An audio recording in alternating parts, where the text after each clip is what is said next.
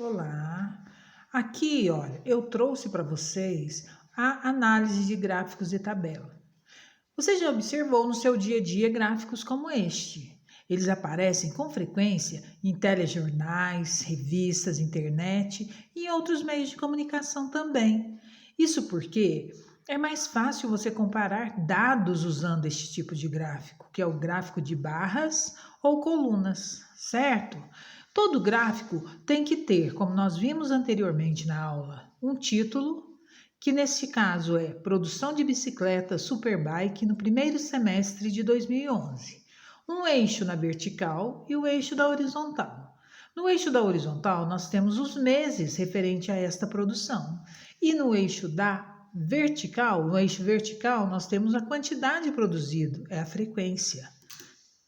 Nós continuamos falando, observando este gráfico e pergunto a vocês: qual é o título do gráfico? Onde é que você vai olhar? Aqui em cima, título do gráfico. Produção de bicicleta Superbike no primeiro semestre de 2011. Quantas bicicletas foram produzidas em janeiro? A barra de janeiro é esta, das 150 bicicletas. Na número 3 pergunta, e em maio? Em maio nós temos esta coluna aqui, ó, que representa 250. Observem que ele utilizou a linha pontilhada para representar aqui, olha, a altura da coluna. Na letra número 4, ele pergunta, em que mês a produção de bicicletas foi maior? Maior foi em junho, equivalendo a 300 bicicletas produzidas. Em que mês a produção de bicicletas atingiu o dobro da produção de janeiro? Se janeiro foi 150, o dobro de 150 é 2 vezes 150, que dá 300. Junho, 300 bicicletas, tá bom? Nós temos também aqui, olha, a construção de um gráfico de barras. Com a seguinte pesquisa: como você aproveita suas horas de lazer? Os 30 alunos do sexto ano responderam a essa pergunta. Os dados obtidos foram colocados em uma tabela. Então, aqui está a tabela. Ó. Pratico esporte, 10 pessoas responderam. Leio livros e revistas, 4. Passeio com a família, 8. Assisto a TV, 3. E jogo videogame, 5. Ah, entendi, diz essa coleguinha nossa aqui. Olha. A frequência indica quantos alunos deram determinada resposta. Por exemplo, nessa pesquisa, 10 alunos responderam pratico esporte, tá? Nós temos aqui, olha, os que jogam videogame, 5 alunos. Isso representa a frequência.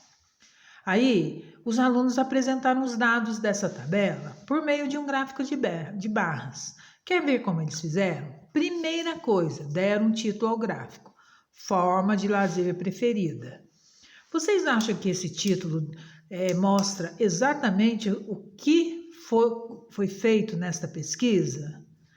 Depois eles traçaram os dois eixos, o eixo vertical e o eixo na horizontal.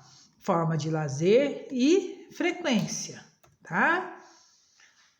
Como foram obtidas 5 respostas diferentes, o gráfico deve ter 5 barras, 5 retângulos, todas com a mesma largura. Então, aqui, ó, eles fizeram aqui, olha, demarcaram uma barra para cada resposta dada, videogame, TV, passeio, leitura e esporte. E colocaram na forma de lazer.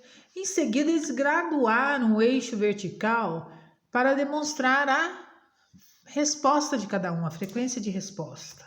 A frequência ela é indicada sempre no eixo vertical. Finalmente, eles traçaram um retângulo e deu esse gráfico aqui, olha, forma de lazer preferida, frequência, aqui a forma de lazer, a linha pontilhada demarcando a altura das colunas e as colunas na mesma largura e na mesma distância uma das outras. Perfeito esse gráfico, não está? Porém, agora, vamos ver algumas dicas na construção de um gráfico. Para construir corretamente um gráfico de barras, basta tomar alguns cuidados, como veremos a seguir. Primeira dica é comum dar um título ao gráfico. O título deve se referir ao assunto do gráfico. Nomeie os eixos e faça-os com comprimento suficiente para que neles caibam todas as barras e todas as frequências da tabela. Em seguida, deixe a mesma distância entre as barras, tanto no eixo horizontal, Lembre-se de que todas as barras devem ter a mesma largura.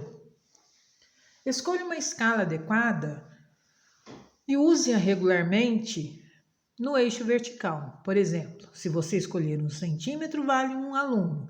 Esse valor deve ser mantido em todo o eixo vertical, tá bom? É hora de praticar. Vamos lá. Use papel quadriculado para fazer o gráfico de barras referente às atividades de lazer preferida pelos alunos de uma classe do 7º ano indicados na tabela abaixo. Esse nós vamos fazer, tá bom? Pratique o esporte 12, leia livros e revistas 6, passeio com a família 8, assisto TV 5 e jogo videogame 8. Então, você vai fazer este gráfico aqui no seu caderno, observando esta tela, porque eu vou deixar esse PowerPoint lá no Google Classroom, tá bom? Para vocês poderem fazer essa atividade. Logo depois, você vai olhar aqui nessa tela para verificar se o seu gráfico ficou como este, olha. Com o que? A mesma largura das colunas, a mesma distância de uma coluna na outra, o título, o eixo da frequência e o eixo com as atividades de lazer. Se você fez assim, parabéns, você entendeu. Agora, nós vamos observar uma segunda tabela.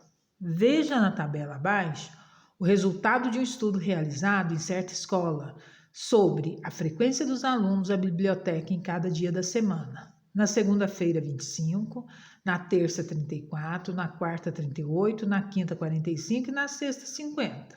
Esta é a frequência. Aí, olha, você para nesta tela e faça esse gráfico no seu caderno de geometria, por favor, tá? Porque depois que você fizer esse gráfico de colunas ou de barras, você vai observar, comparar com este aqui que nós colocamos para você. A partir dessa tabela, foi montado este gráfico, porém ele tem erros. Aí você vai comparar com o seu gráfico e identificar o que é que está errado nesse gráfico. Será que são os eixos? Será que é a largura das colunas, a distância, o título, né? Então você vai observar quais os erros cometidos nesse gráfico comparado com o que você fez. Faça com régua direitinho no caderno quadriculado, que o seu gráfico vai ficar perfeito. Eu espero assim, olha, que tenham gostado, tá? Da nossa aulinha. Até a próxima.